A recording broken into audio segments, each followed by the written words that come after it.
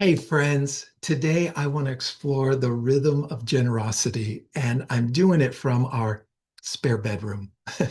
It doesn't take much imagination to figure out that this was our son's room for like 22 years. And there's been some modification, but some things are just hard to change because I don't want to. And writing Homegrown Disciples was like a victory lap, and just to savor in the goodness and faithfulness of God. And there are just so many stories and conversations and prayers and giggles that emanate under this hail damaged but sacred roof. So settle in for a few moments as I reflect on the generous heart of God. Every parent wants their kids to be grateful. Am I right? We want them to understand how good they have it, how most of the world lives, how fortunate they are. And every parent at some point has tried to teach it. You know the speech, the kids in Africa would do anything for this dinner you're refusing to eat speech. The, do you know how lucky you are? Or the, when I was your age talk, none of it lands. Not a single sermon at the kitchen table has ever produced a grateful child. And here's the thing, gratitude and the generosity that grows out of it can't be lectured into anyone. Not our kids, not ourselves. It's never been done. So if reminding doesn't work, what does? That's the question of this rhythm. Here's my working definition. Generosity is sharing with others what already belongs to God. Notice what's not in that sentence. We don't own the thing we're sharing. We're not the source. We're not giving from a stockpile that we built up. In John 15, Jesus doesn't say, I'm the bank and you're the account holder. He says, I'm the vine and you are the branches, which means that everything flows through us, originates in him. Take a second on that. Our gifts, our health, the capacity in your head that makes you good at what you do, the schools that taught us, the people that showed up at the right moments, even our ability to work hard. That's a gift that we did not manufacture. When we see all of it as a gift, as a sacred trust, generosity stops being a budget line and starts being a posture. It's not something that we have to summon, it's something already flowing. And the branch just has to stay attached. There's a Harvard anthropologist named Joseph Heinrich who wrote a book called The Weirdest People in the World. His acronym is sharper than it sounds.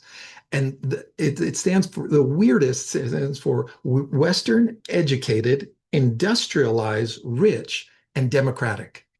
His point is that the way we think about money, about scarcity, about enough, about what we think we deserve is historically and geographically strange or weird. It's not how most humans have ever lived.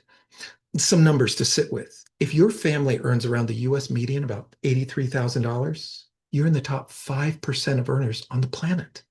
The official line for extreme poverty, $3 a day. And most of us would spend that on a cup of coffee. And every day, women and girls around the world spend 200 million hours a day just collecting water, walking miles, carrying it back, time they can't spend with their kids in school or earning an income. Now, I'm not naming these to make anyone feel bad. I'm naming them because we in the West are breathing a quiet, persistent virus, the belief that we don't have enough. And Jesus put it plainly in John 10, I came that they may have life and have it abundantly. Scarcity and abundance can't share the same space, and generosity is the primary ways we trade one for the other. When Bjorn was working at his first job in high school, it was an ice cream shop, and he was working for less than minimum wage, and they told him, "Oh, you'll be making way more because of the tips." Not true. It had been building for a while, but one night he just came home frustrated. Bad tippers all day. Customers asking for 4 and 5 and 6 different samplings to taste, and he was working harder, and he was just venting. And I said something to him that I think he appreciated later, but it kind of settled in. It didn't land immediately, but as he processed it, I could see it kind of taking root. And I said, Bjorn, rather than just look at people as dollar signs, I said, what if you started looking at people as those who you've been invited to bless? Just trust God to meet your needs and learn to see yourself as an instrument, God's instrument, with a scooper. It didn't fix his frustration that night, but something shifted.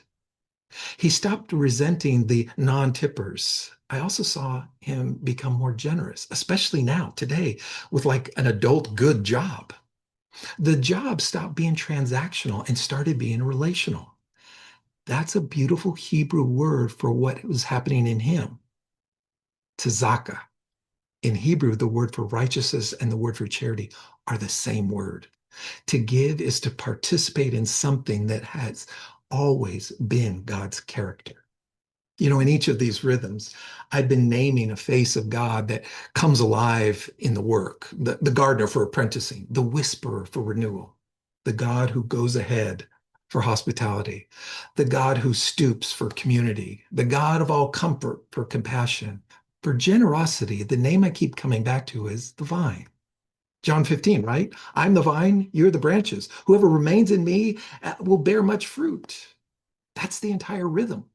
The branch doesn't manufacture fruit. The branch doesn't have to be impressive. The branch just has to stay attached. What flows through us, we pass on. Generosity isn't about willpower or budgets or moral effort. It's about recognizing what's already been moving through us and letting it keep moving. So one last thing before we close. As a parent, I know you're already immeasurably generous. You give your time, we give our sleep, we give our money, we give our emotional bandwidth, we give our reserves, and we give our fumes.